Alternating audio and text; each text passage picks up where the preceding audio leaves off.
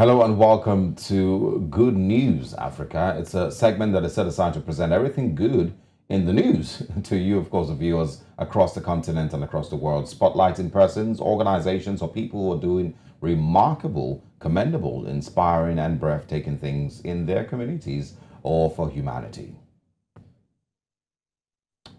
And this morning, we, of course, are going to be speaking with someone who, of course, has invested a lot of time and effort in rehabilitation of prisons and prisoners. The rehabilitation generally of prisons is a very important aspect of the criminal justice system in Nigeria, and it's aimed at helping incarcerated individuals reform and reintegrate into society upon their release with the provision of appropriate support, therapy, education, and even fair treatment. Now, despite the importance of prisons and prisoners' rehabilitation, it is still faced with several challenges ranging from limited funding, overcrowded prisons, understaffing, and bureaucratic hurdles. Of course, this gives room for community organizations to collaborate with prison authorities to assist inmates get quality support in prison and post-prison. Now, the Center for Legal Support and Inmate Rehabilitation, it's a non-governmental organization, has taken it upon itself to help indigent inmates and victims of human rights violations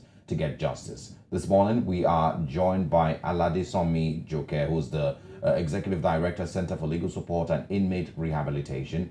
Welcome to the show. Good morning. Thanks for joining us.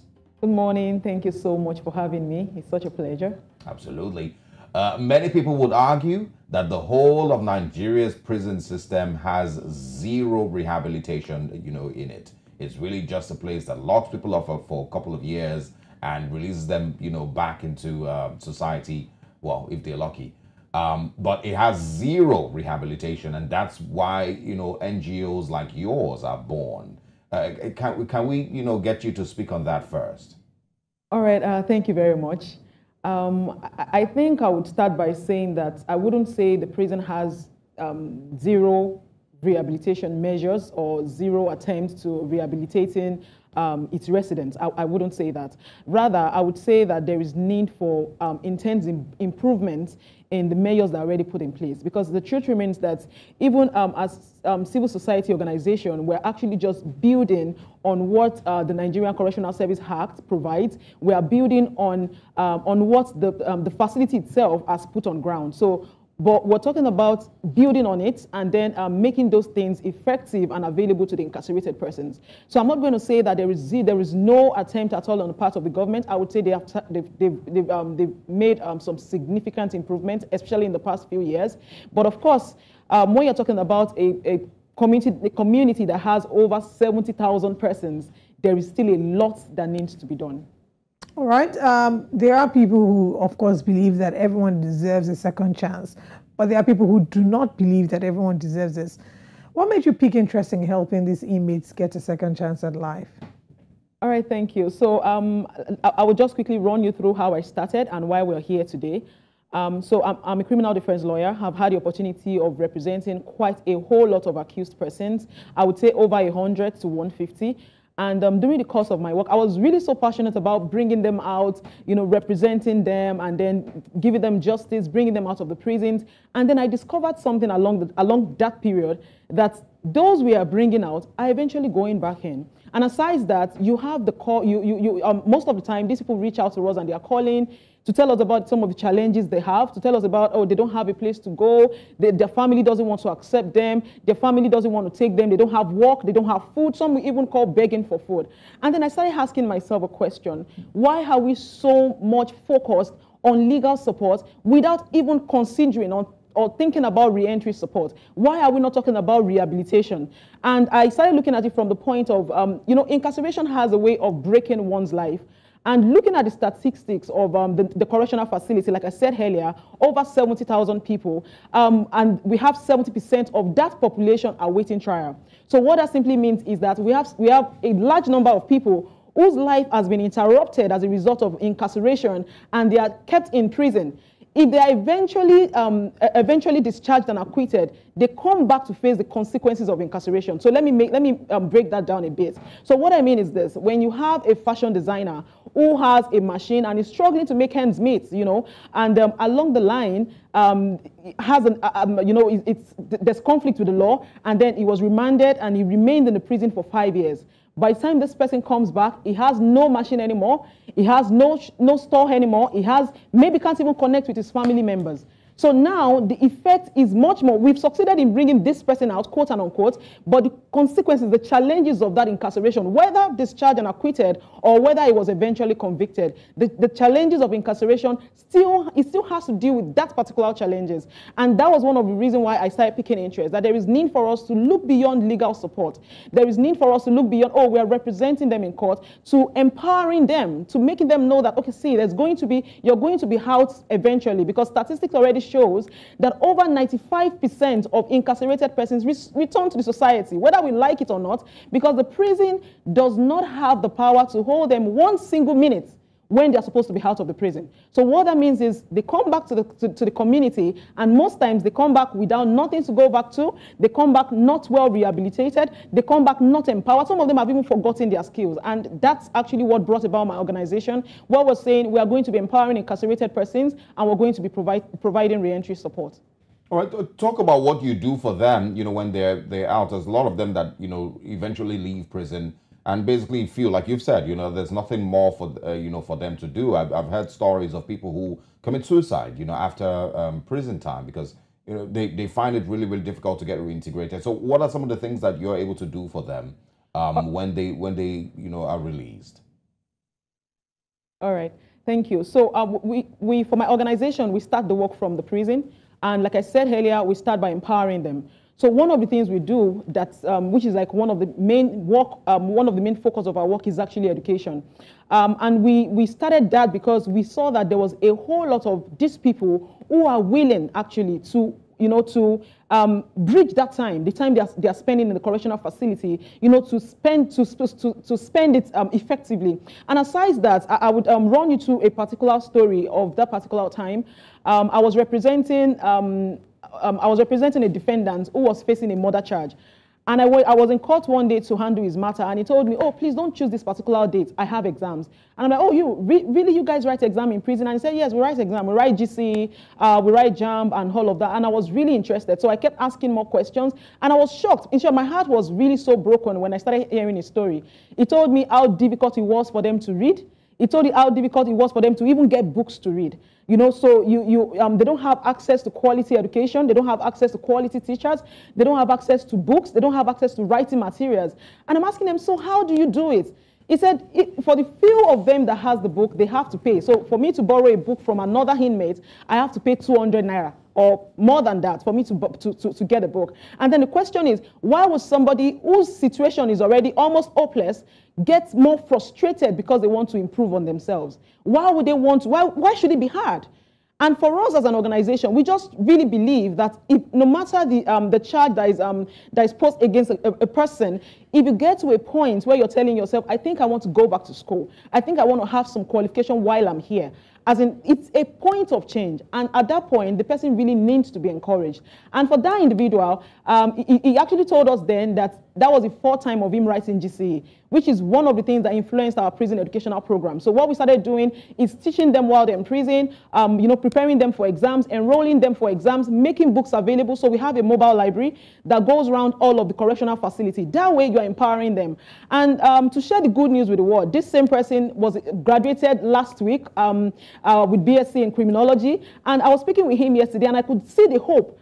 And right now, we're at the point where when we bring them out, we're having conversation with them. We're providing services that has to do with job readiness. We're providing skills acquisition. Some of them, we have partners who we just tell them, oh, please, can you take up this particular person to learn some skills? Just last week, one of our beneficiaries just finished from a video editing class. So we are very deliberate with providing that assistance. And right now, we also have a house, a halfway home, where women, formerly incarcerated women, can come to when they are out. They are empowered, they are supported, and they are given the financial freedom that they need. Right. This is such brilliant work that you and your organization are doing, ensuring that they have a life when they're released from prison. But there's some of them who don't even have hope. as to if they'll be released because they haven't been brought before a court of competent jurisdiction. We've seen several cases of inmates that were wrongfully jailed and those who are there waiting for their time. Now, there's a conversation about the provision of legal aid because we do know that regardless of whatever crime, there's a constitutional provision that they are entitled to defense. But how has your organization been able to help with regards to those who have been wrongfully imprisoned and those who are yet to be brought before a court of competent jurisdiction? And what is the current situation with these inmates? All right, thank you very much. So, like I earlier mentioned, over 70% of this population are awaiting trial.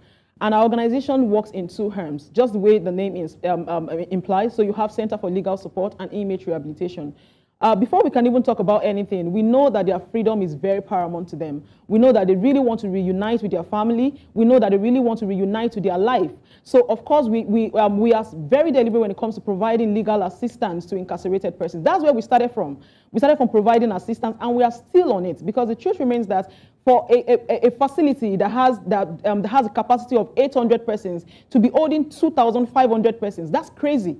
You know, it's highly crazy. And a lot of these populations are just awaiting trial. Some of them can't even find their files. Some of them have not even been to court in a while. So for things like that, we're actually providing support to them, representing them in court. You know, if we need to bring some application before, like plea bargaining and all of that, we are also doing that as well, just to provide the necessary support that can get them their freedom. But like I said, far beyond providing legal support, we are also very, very deliberate about providing rehabilitation support as well and re-entry support. And when we bring them out, we always love to have meetings with them, you know, have conversations with them, ask them what is the next step, ask them where we can come up for assistance. And let me also quickly mention that if we look at the criminal justice system of several other countries, let's not even look at developed countries, let's look at some other countries that are around us. They have adequate arrangement for re-entry support. Where are we in Nigeria as a country? We are so concentrated about courts. We were so focused, on the judiciary. We're so focused on court system. We're so focused on incarceration, but we totally lost it when it comes to re-entry, forgetting the fact that a large percentage of these people will come back someday, whether we like it or not, whether we do not want to hear it, whether we are so angry with whatever crime they must have committed. The truth remains that one day they are going to return, and that's why we are focused far beyond just legal support. We are still providing legal support. We're still representing them in court. We're still bringing them out in numbers, but we're saying that there is need for empowerment. And to also mention that you know, it's actually a proven research that a large number of those who are in prison are those who are socially and economically disadvantaged. Most of them are uneducated. Most of them are from poor backgrounds. Most of them do not have a good status when it comes to socially. And when they get imprisoned, their situation becomes worse. So, like I said, if before you got into the prison, you're able to afford maybe 1 square meal or maybe two square meals. Now you come back from the prison, you don't even know where to start from. 5 years awaiting trial. We actually have somebody who was actually awaiting trial for like 7 years, and he was eventually discharged and acquitted. So now let's talk about what happens to this person. 7 years from being disconnected from the system, 7 years from being disconnected from family, from his work, from his experience, everything. So we are saying beyond just legal support, there is need for rehabilitation and there is need for re-entry. We cannot look away from re-entry. We need to be deliberate about re-entry. If not, we are just opening up our country to more dangers. Yeah, because these are people that once they go, they come back, they are frustrated, and really, you can't really say the extent at which they can go. It's really, really heartbreaking, you know, but of course it's a good time to thank you very much for the work that you do. Thank you. You know, it would be, you know, maybe good to say we need more people to, you know, support and donate and, you know, basically just join hands. But it's also important to call on the Nigerian government to do better, you know, with regards rehabilitating persons in prisons. But Alade Somi-Joke, thank you so much for stopping by. Thank you. You're the Executive Director, Center for Legal Support and Inmate Rehabilitation. We would love to speak with you, you know, as time passes to see the development of your work. And we encourage, you know, people who are watching this morning to please find them, support the cause, and, you know, basically just, you know, encourage you guys in one way or the other. Maybe we should ask very quickly in like a few seconds how people can support the work you're doing. Oh, thank you so much. Right now, we're actually at a period where we are trying to enroll incarcerated persons for GCE, so that would be a very good place to start. And so you can reach out to us on any of our platform, just the name on the t-shirt, CELSIR, on Instagram, celsa.org, on LinkedIn and on Twitter, or you can also send us a mail, info@celsa.org. And yeah, I will be so glad to receive your support. You can also donate. Right now, our safe house is running, so you can donate by donating clothes, donating household equipment, just for the women to have something that would enable them to start their life all over again. All right. We, of course, hope that people do actually donate. Thanks a lot for stopping by. We'll see you again. Thank you so much. I'm so grateful.